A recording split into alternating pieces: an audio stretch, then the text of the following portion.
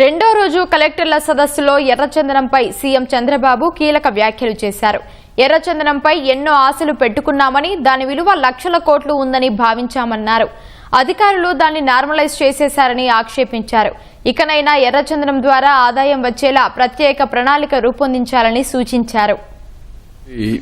ఏదైతే red sandal depot ఉందో దాన్ని కూడా సీసీటీవీ కెమెరాస్ అవన్నీ పెట్టి మానిటరింగ్, అదే సమయంలో ఒక ఎక్స్పీరియన్స్ సెంటర్ కింద value added products you make it, then అది కూడా బాగా ఇది వస్తుంది. ఎవరైనా ఆర్డర్ చేసినా మనం తయారు చేసినా అలాంటి క్రాఫ్ట్ పీపుల్ అందరిని తెప్పించండి.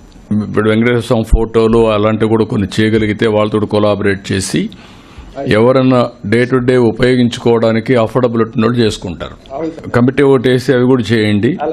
వాల్యూ అడిషన్ కింద ప్లస్ ఎక్స్పీరియన్స్ సెంటర్ కింద పెట్టండి. టూరిజం కూడా మనకు వస్తుంది. రెడ్ శాండ్వుడ్ అనేది ఒక యూనిక్ కాబట్టి దాన్ని మనం ఇది చేయాలి. నాకు చాలా ఆశలు ఉన్నాయి, మీరంతా దాన్ని అంతా ఇది చేసేసారు. I thought it is lakhs of crores. అలాంటి valuable property God has blessed us only in Tirumala. Seshachalam ఫారెస్ట్లోనే ఉంది ఇది, ఇంకెక్కడా లేదు. దాన్ని ప్రాపర్గా మనం మార్కెట్ చేయలేకపోయాం. అది వర్కౌట్ చేయండి.